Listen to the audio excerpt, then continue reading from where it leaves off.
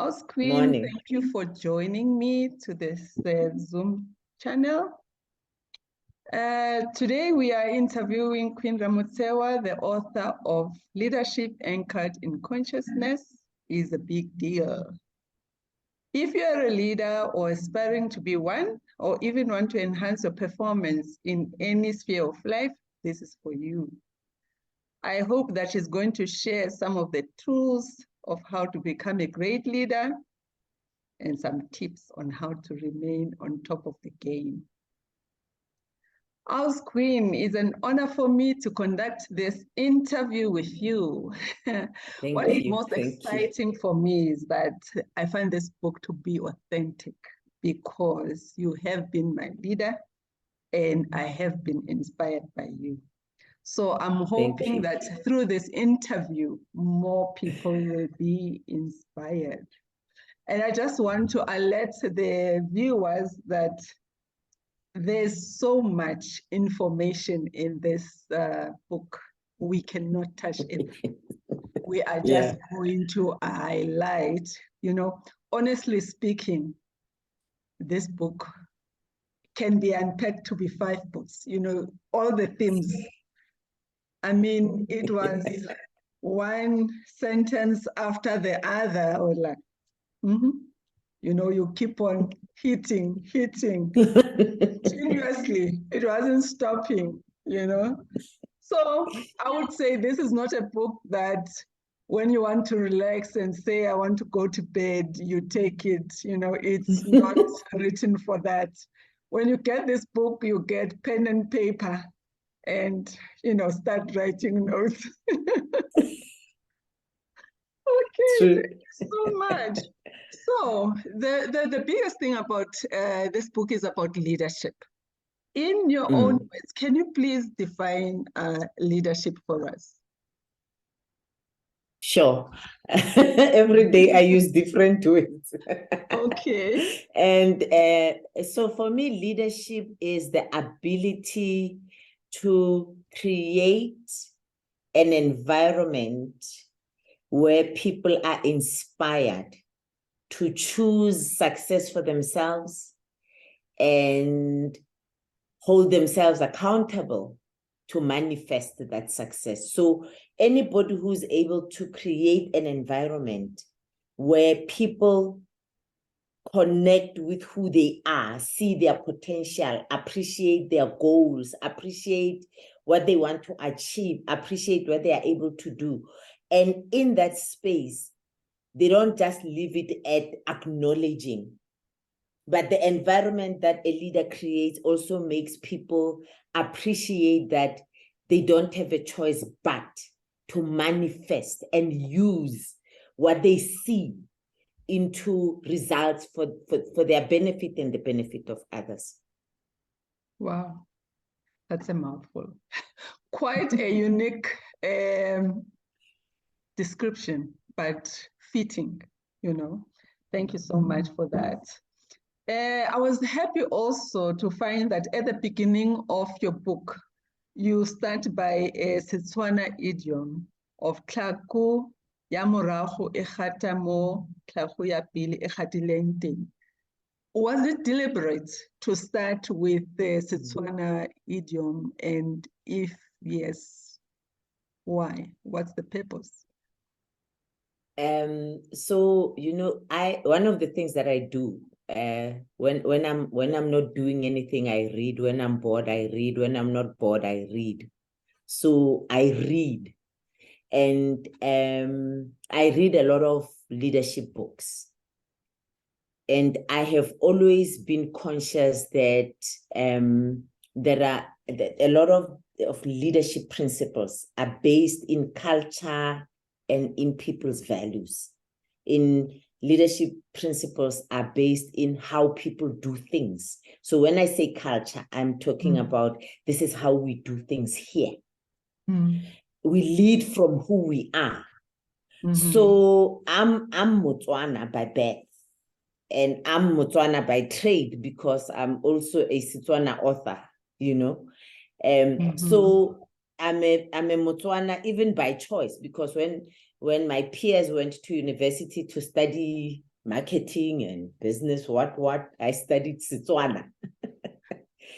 And what my passion for language, so Setswana is the closest to me, and my passion for language in general is that language has a way of representing culture and wisdom, lots and lots and lots of wisdom. So the bulk of the wisdom, and where I connect with wisdom and leadership, at the core, I connect with wisdom and leadership from who I am, where I come from, how I was raised, and where the gems of wisdom, how they were delivered to me. And they were delivered through my everyday interaction in my family, and therefore Setswana idioms are among the tools that were used in the everyday shaping who I am, what I think, and how I think. So yes, Setswana became an obvious place where I was going to look to represent some of the wisdoms, the way that other languages have not been able to represent for me. Okay, that's nice. And then from Setswana, I also see you going to your family, which you just alluded to. And more than how your family have shaped you, they have also shaped the community that you come from. We find this with the death of your mom. When people talk about her, that her influence is going to go beyond her life. And yes. What can you tell us about that? So I don't know what triggered that. The death of my mom was a big moment in my life. So my mom would be the first person ever that I lose who is very, very important to me. So it was a time of deep reflection for me. I was trying to make sense of everything from that, like, what does it mean? She's not here anymore. And there's a place where I was even in panic, where I was like, I panicked. I didn't want people to forget her. And I started thinking, looking for evidence to confirm to me that people wouldn't forget her. And I even remember thinking, no, man, people cannot forget her because I'm here and she gave birth to me. So, so they cannot forget her. They cannot forget her. So I was sitting with that. So there was a lot of reflection because I was looking for evidence to confirm that she was indeed here and she's left footprints, and that those footprints would continue forever. And that is where, for the first time, I think I was attaching a lot of meaning to things, to people, to life, to relationships, to and just to legacy. So for me, the whole thing about footprints was a big thing. I also remember during the week when we were preparing to bury her, how many times I just sat there and I was just so grateful that she was my mom, because I still felt like I knew what to do, even though a few times we thought she should be here so that we ask her what to do. So, but on the whole, I was just present to what she meant to me, the impact that she had, and that I don't panic about what to do with my life because she was there. My panic was more about that people mustn't forget her because I didn't want to forget her. Okay, that's great. Okay, so moving from Setswana and family influence and discovering that you want to become a leader because of the influence that she had, and you say one of your definitions is a person who has a positive influence on others. And then we move on to the word consciousness and the personal conscious commitment. I find it is repeated, actually is a thread that holds the whole book together. What is it, and how can a person develop that? So lately I keep saying, I think it in Setswana and say it in English, but this is a question that I'm keeping alive. It's the Conscious of what? So that what must happen. You know, okay, so yes. it's there. So then when we are conscious, what are we conscious of? What are the things that we need to be conscious of as leaders? And when we have been conscious of them, what must be the result? What do we then need to see? And to the wordy definition of leadership that I gave you, there are a lot of things that we have to be conscious of as leaders. Firstly, conscious of the impact that we have on people. Conscious of that we have to take responsibility for the impact that we have on people. Conscious that the people that we lead are real human beings in space and time, that in their lives, that moment when we meet them, that moment is real and forms part of history. So we cannot be sloppy about who we are and the impact that we have on people, even when we want to minimize the moment, whether it is with a cashier at Pick n Pay who's chewing gum and you're getting irritated and they're serving you, to being a CEO and now sitting in a boardroom where you are formally leading a team of people, you know, everything in between. We cannot be sloppy with how we show up and the impact that we have on people. So conscious of who we are and that we have impact, whether we choose or we don't, whether we take responsibility or we don't. And conscious that that impact it becomes part of somebody's history, and that impact always has a possibility of being a critical piece that changes the trajectory of somebody's life forever. It could be somebody's relationship to themselves. It could be somebody's understanding of their own self-worth. It could be somebody connecting with a moment of inspiration where they choose powerfully and differently for themselves. It could be in that moment where somebody appreciates themselves and they are affirmed because of who you are, what you said, what you didn't say, what you did, what you didn't do.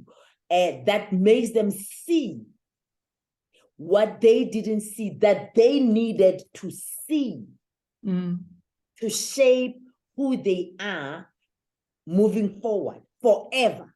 So every moment, appreciating that every moment is a potentially big moment in somebody's life and who they become. And therefore, because of who they become, the continued impact forever, even long after we forget that moment, for generations. So conscious of what? So that what must happen? Conscious of that we impact people and their lives impact other lives. Therefore, what we want to see is a people who co-create for mutual benefit. Wow, that's great. Okay, connecting that, what you've said, making impact for people, there's a place where you say, and to treat every job that you get as an interview. You know, I like that. It is an interview. You know, when we think about an interview, we go into, and the idea is that we're going to make an impression. Okay, an impression that is going to influence decisions positively. An impression that is going to build relationships positively. An impression that is going to open opportunities for us positively. So that's what we hope to achieve with an interview. And our lives are, we are with everyday living, whether you're in traffic, in Pick n Pay, in your office, in the boardroom, whether you're sitting in a plane, there's somebody who notices you. And whatever you represent is either opening doors or shutting them. It's building relationships or ensuring that those relationships will never happen, you know.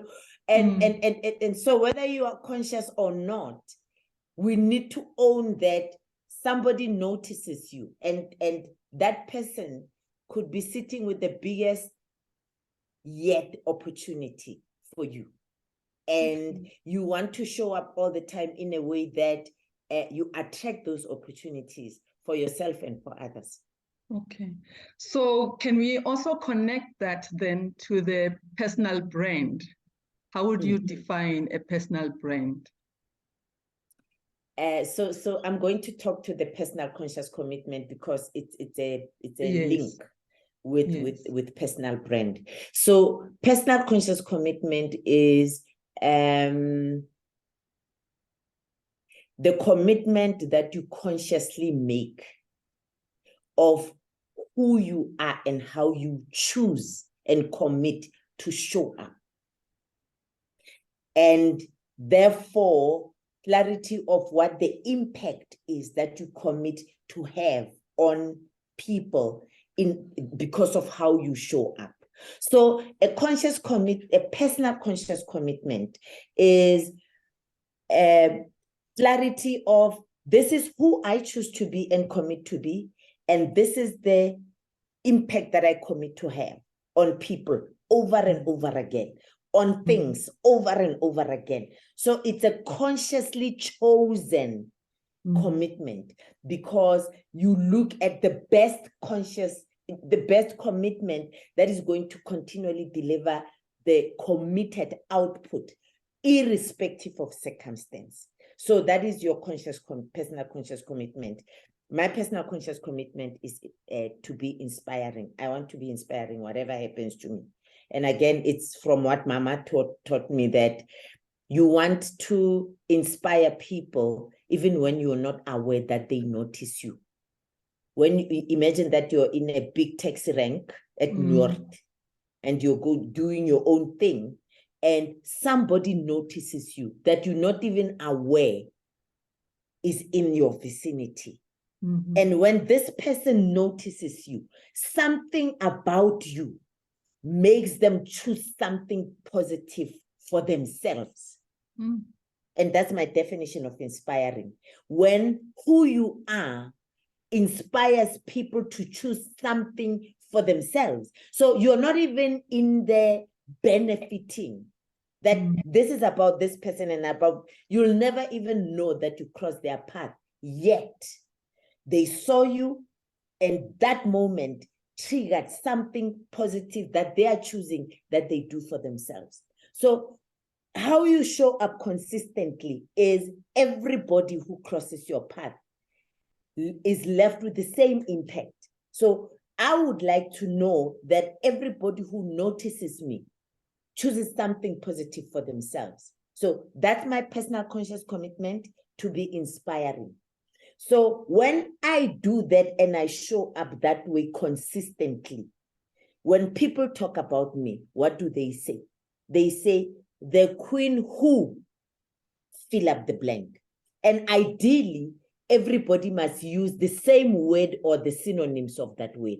If I'm showing up consistently the same way, with the same impact, then everybody uses the same word or synonyms to describe me, because they describe the impact that I have on them. So that way that they use to describe me is my brand. So what I am saying here, with juxtaposing personal conscious commitment with personal brand, is who you are manifest your brand. You don't choose your brand. You choose how you show up, and how you show up is going to manifest in your personal brand. I don't know whether I've answered you. You've answered it very well. and I just want to affirm what you are saying, that indeed we do describe you as inspiring.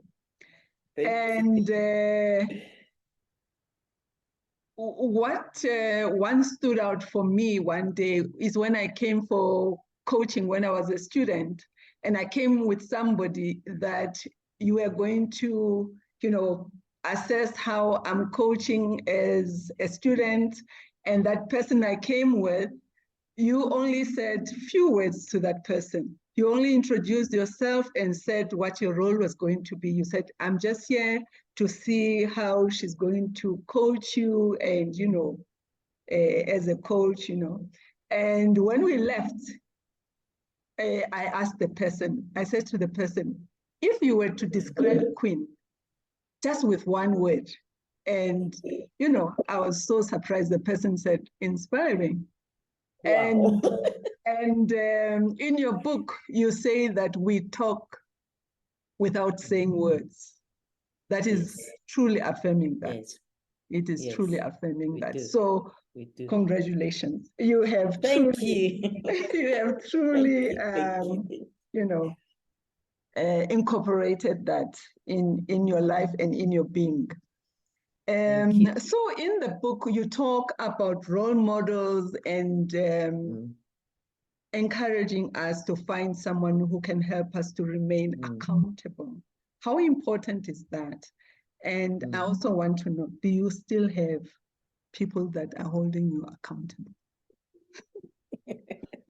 So I'm going to answer the last part first. And say, sometimes when we think role models, we're thinking big people who are older than us, who've achieved more, because sometimes we attach role modeling to success. And we have different indicators for success. For me, a role model is anybody who has moral authority. Somebody who represents doing the right thing and being so that others succeed. As a result, Nkanyezi, my answer to do I still have role models? I think for my sins, I have many role models because all of you guys hold me accountable. All of you. Okay. I do not have the luxury of not being who I committed to be because of all of you who continually expect inspiring from me. So yes, I've got many role models. Role models are people whom I look at and say, who inspire me to make choices. So I've got role models in running my business. I've got role models in coaching. I've got role models in being a parent. I've got role models in being a wife. I've got role models in being a citizen, a South African citizen, an African citizen, a global citizen. So anybody who shows up and showcases something that I look at and say, I would like to be that, is a role model. And everybody holds me accountable because when I spoke about that leadership comes with responsibility, when you take on the leadership role, you actually don't have a choice but to sustain it and maintain it and grow it. So we don't go on leave. Leaders don't go on leave. The being leader doesn't go on leave because, like I said, because we are on a permanent interview, you don't know who notices you, who needs a leadership moment that is going to change the trajectory of their lives. And I cannot be held accountable for being the reason why somebody missed their opportunity. And that is what makes it important for me to do it on a good day and on a bad day. Okay, all right. Okay, so you say in leadership, self-leadership is very important. It actually takes 80% of, and you say that if it's in place, everything is fine. Can you just elaborate on that, the importance of self-leadership? Yeah. So self-leadership basically means consciously, intentionally, deliberately ensuring that you are aligned and you show up in line with and congruent to your conscious commitment. Okay. And there are several conscious commitments. My personal conscious commitment is to be inspiring. And then I'm a conscious business owner. So I am the custodian of the commitment that my business makes to my clients. As a mother, I am a custodian of parenthood. So my conscious commitment as a parent needs to deliver what my children expect and need from me. So we have all these layers and flavors of conscious commitments that all will anchor on and converge at the personal conscious commitment. So because of that, and because we are continually in an interview, so delivering evidence that we have integrity, delivering evidence that we have integrity. It is important for us to know who we are, know what we are doing, take responsibility for the impact that we make, take responsibility for the results that we deliver, and hold ourselves accountable to that, and therefore build our muscle. You know, so one of the things that I know about our identity and our reality and our impact and image is that our reality is 360 degrees. And at any given time, you pay attention to only 10%. You can't pay attention to more than 10% at a time.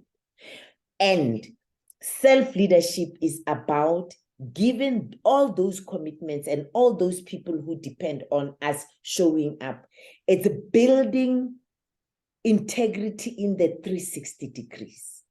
As a mom, as a business owner, as a sibling, as a citizen, as a friend, just making sure that in all those areas, I'm building my integrity so that I'm aligned and I show up that way. Because while I am attending to the 10% with you now, there are people who are exposed to the 90%. Therefore, if I am aligned, even when I am not doing in the 90%, the 10%, the 90% must still deliver the inspiring for people to get what they need to get. So self-leadership is taking responsibility for 360 degrees identity and being, so that even when I'm focusing in the 10%, the 90% is delivering my personal conscious commitment. So 80% of my responsibility is making sure that I build the 90% or the 360, so that even when I am not looking, even when I'm not saying anything, even when I'm not doing anything, I still show up for people to receive what they need to receive because their path crossed my path. Okay. Okay, that is so great. So with that, you delivering, and then you say at times it can happen that as a leader, because we are not perfect, we are human beings, we can make mistakes. Therefore, self-reflection and self-correction are key in and you are saying, what makes me laugh is that if you don't correct yourself, you're actually giving other people a burden, because it's your responsibility to see what is wrong and correct it. For sure, for sure.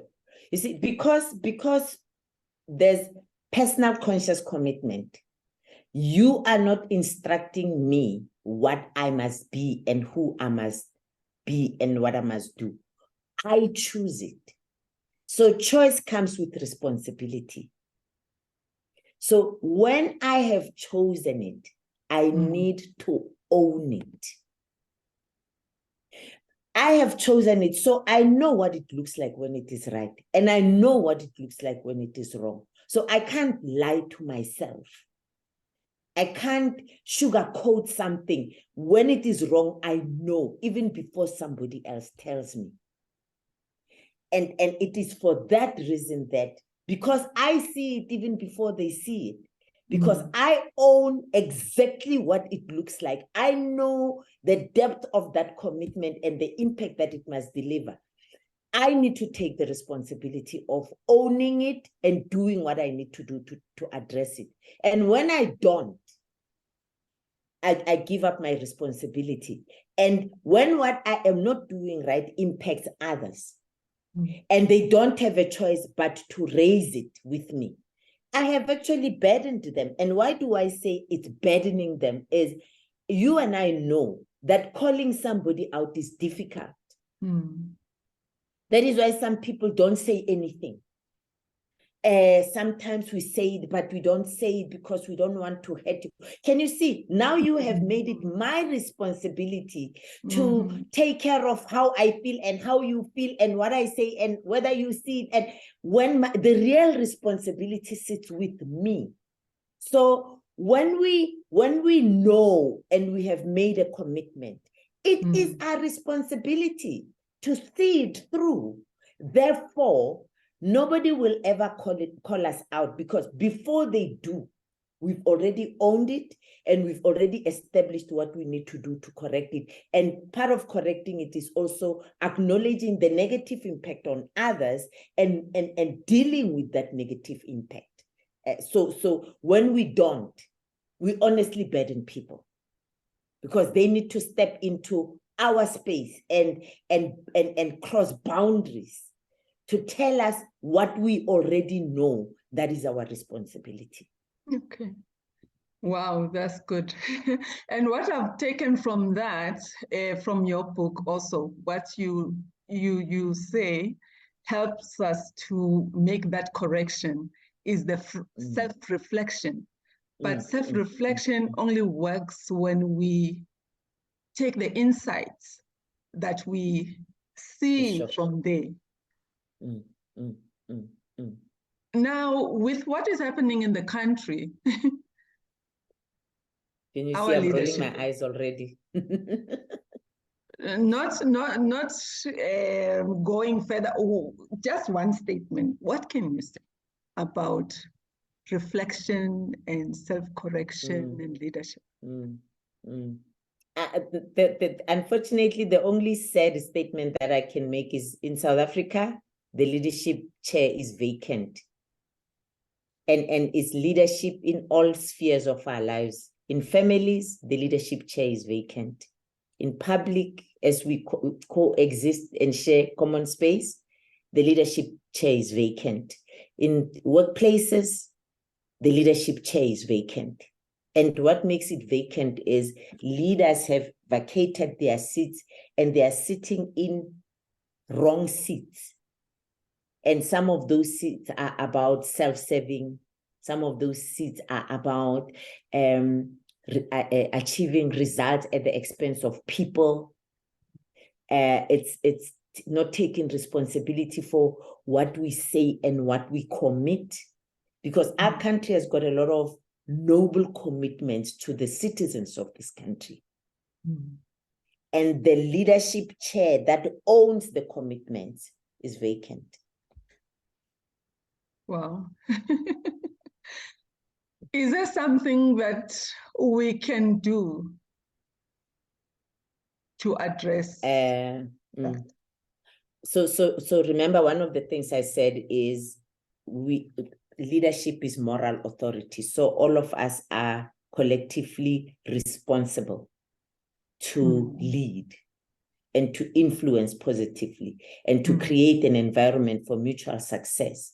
So what we can do is that everybody where we are, we show up as leaders, because the collective impact of people experiencing leadership everywhere they are is that then people will have custodians of that enabling environment for mutual benefit. All right.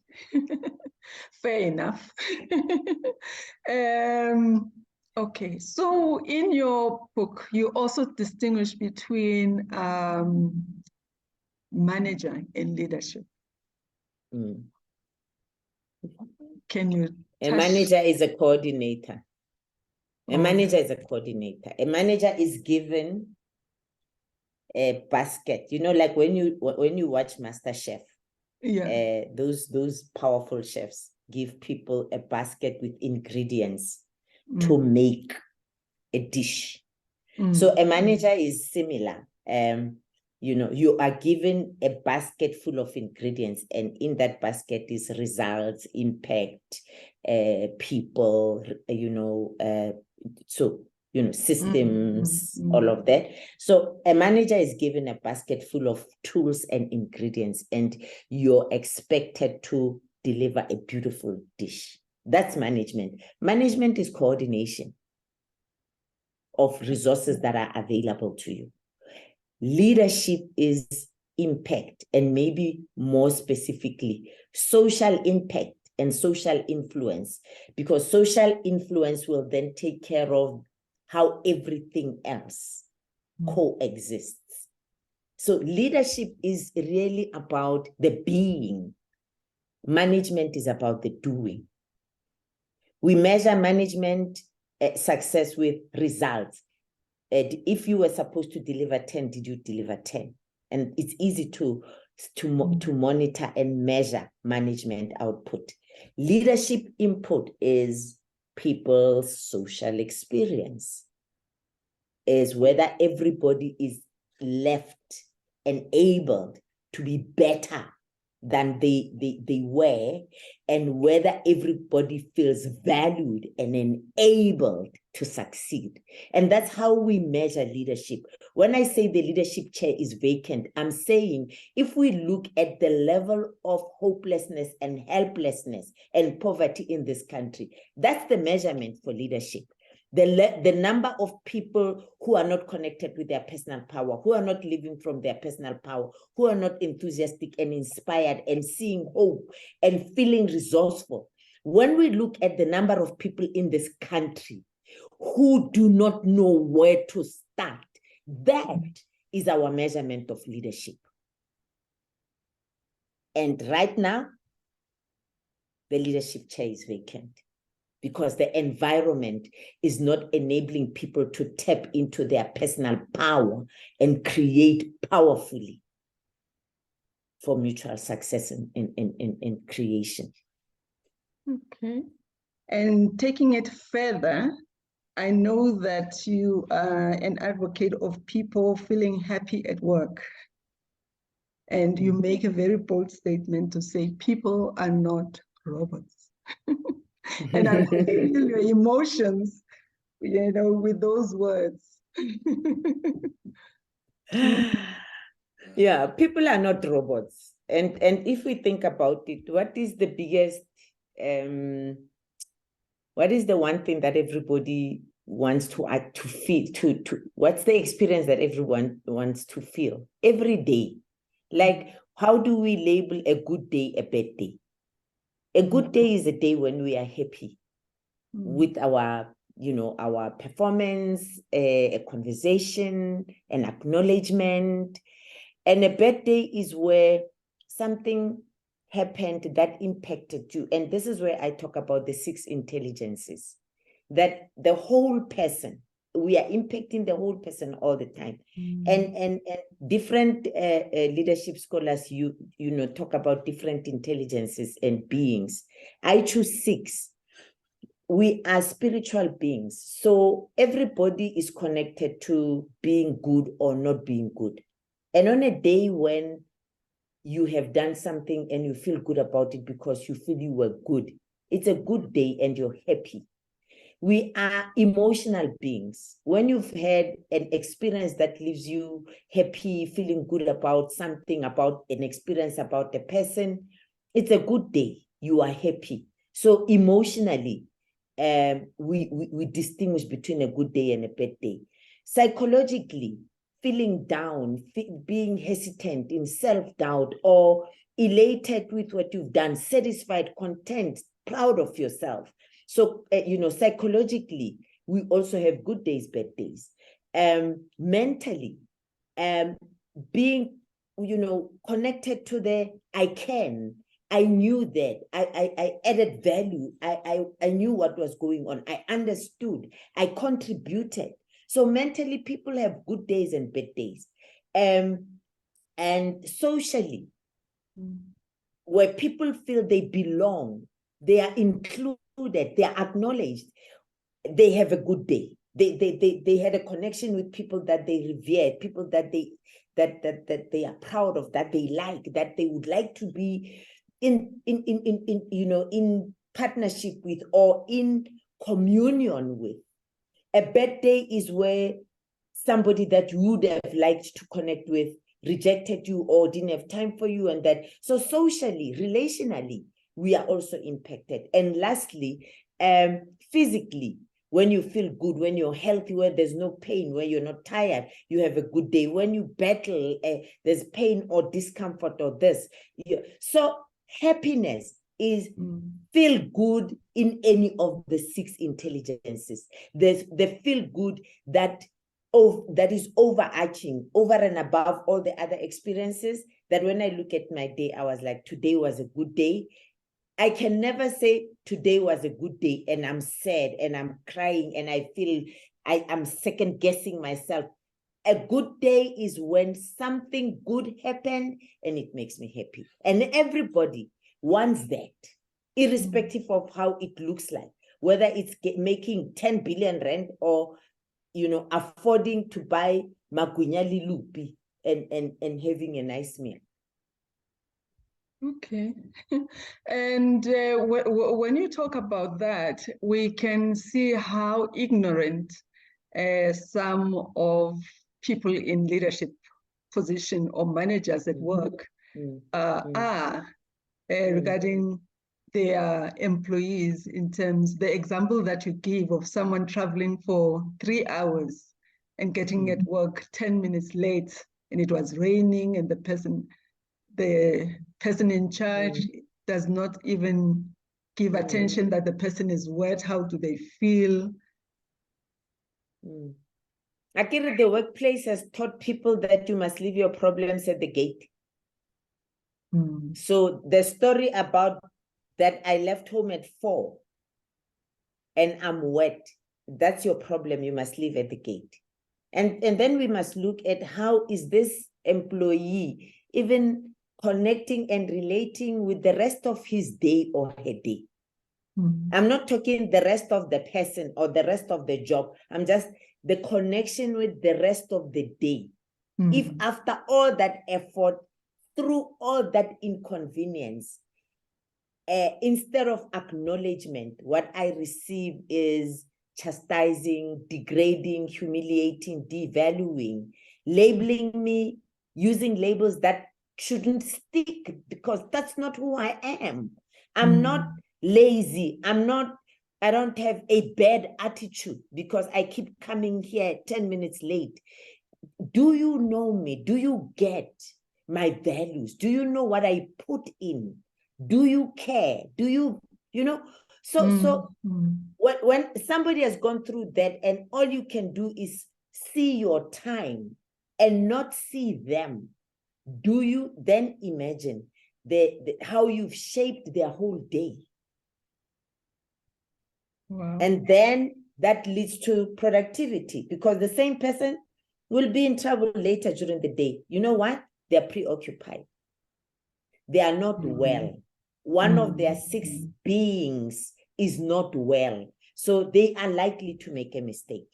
And then that now you just collected more evidence that you're right, that they are this or they are that. So ignorance is a big deal. And it's also the culture where we didn't create a clear distinction between leadership and management. Because people think that calling people out for time without establishing how it happened, think that's management and leadership. And they are not the same. And also, achieving results at all costs. Therefore, seeing people as robots, just things that need to waddle in here and deliver what needs to be delivered. we ignore everything else. So there's a lot of ignorance. There's a lot of also the baggage of a history of not creating a distinction between management and leadership, and also a history where we didn't see the whole person. We didn't think the 6 intelligences matter, and that the environment that we create must nurture all 6 intelligences. And also that leads to how we now communicate with that person. Yeah, for sure. Which is another thing altogether. And it's we call them names. We don't see the whole person. Yeah. And because we don't see the whole person, we can't, it's easy to imagine that their values are rubbish, that they don't have worth, they can be treated anyhow. It's easy when we are not conscious of all the intelligences. You know, when we started this interview, you said, conscious of what? You know, what is consciousness? Conscious of the emotional, social, spiritual, mental, psychological, and physical intelligences that make the whole person so that they are happy and successful. Okay. And I think the way workers are treated at work, that also contribute to their mental health. If we look at the world, the numbers are going high. Yeah. Craziness.